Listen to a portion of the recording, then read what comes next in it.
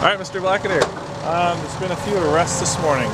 Can you tell us anything about what's up with all the arrests? Well, this morning there were 3 or 4 people that were asked to leave the site by the police and the security here. They were then given trespass notices that they were trespassing in an area.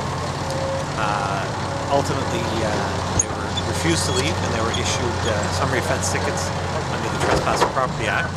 We did have one individual who was actually arrested for mischief, who was lying down trying to obstruct one of the machines working here. That individual refused to identify herself. She was physically taken out of here by the police and has been taken to the Provincial Correctional Centre until she identifies herself. Interesting. Can you say how many arrests? Well, there's only one arrest. One arrest? One arrest. The others were all given summary offense tickets under provincial legislation for contrary to the Trespassing Property Act. How many in total were given the summary offense tickets? Approximately 5 were given the tickets this morning, and then we had that one. You guys obviously have a big presence here. Is this something you guys are planning on being out here every day? Well, we'll have to be here. I mean, public safety is our main concern here today, and it will continue to be our main concern. Not only the safety of the workers and the safety of the site, but the safety of the people that want to come out here and voice their opposition to the work that's going on here. Certainly their safety is paramount to us. We will stay here as long as we're required to be here. And of course, things are definitely going to happen if there's an injunction put in place to limit the amount of people who can come here to protest or to voice their concerns. Then we'll certainly have to enforce that. An injunction now, how long would that take to get into place? Well, it's hard to say.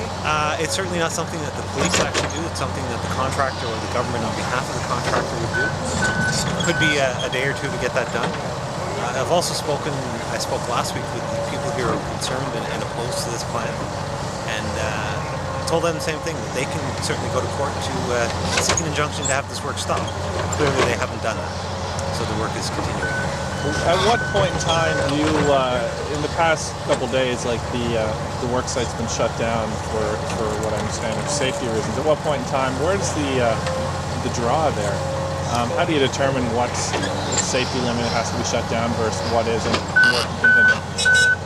Well, I think the site wasn't actually shut down. The contractor chose to suspend operations the first couple of days.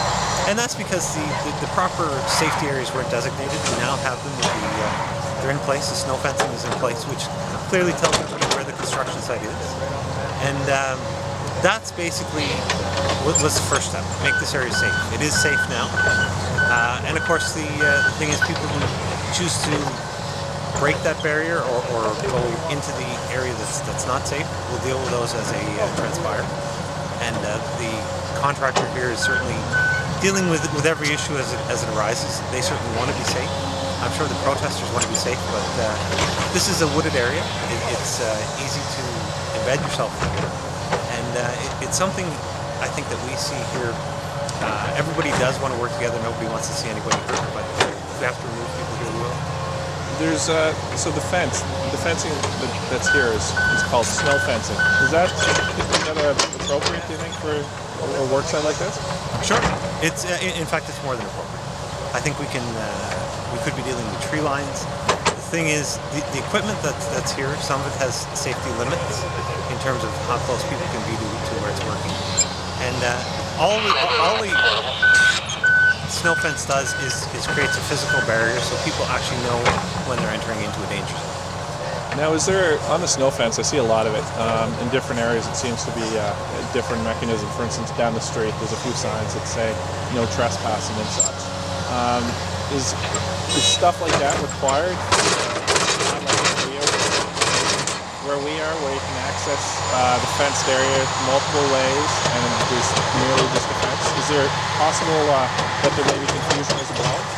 The winter season coming up and snow fence being used for obviously that purpose. Do you think there could be some confusion there anywhere? No, I think it's been very clear. It's certainly been in the public eye. People have certainly understood that, or have it understood that the snow fencing is here around the construction site. And they know from all the media reports that is the no trespassing area. And so the physical barrier is there. I mean, we can't make it any more clear than that. Perfect, thank you. Okay, thanks.